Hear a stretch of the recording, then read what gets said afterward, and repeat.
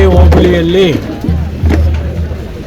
ಕ್ಯಾಮೇನಹಳ್ಳಿ ಅಂತಕ್ಕಂಥ ಒಂದು ಗ್ರಾಮ ಇದೆ. ಅದು ಒಂದು ಸಣ್ಣ ಗ್ರಾಮ. ಆ ಗ್ರಾಮದಲ್ಲಿ ಆಂಜನೇಯ ಸ್ವಾಮಿಯ ದೇವಸ್ಥಾನ ಇದೆ.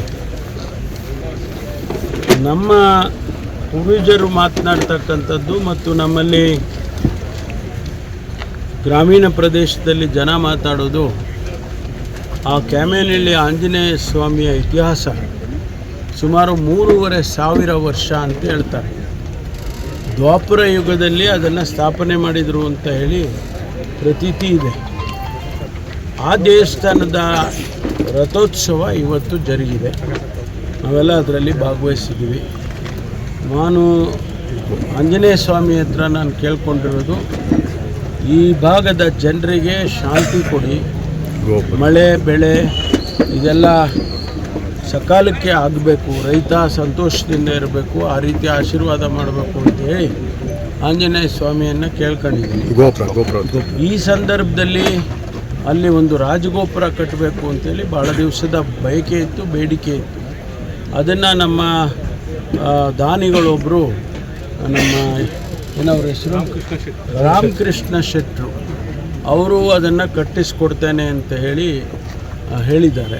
ಅವರ ಕೈನಲ್ಲೇ ಇವತ್ತು ಅಡಿಗಲ್ಲು ಹಾಕಿದ್ದೇವೆ.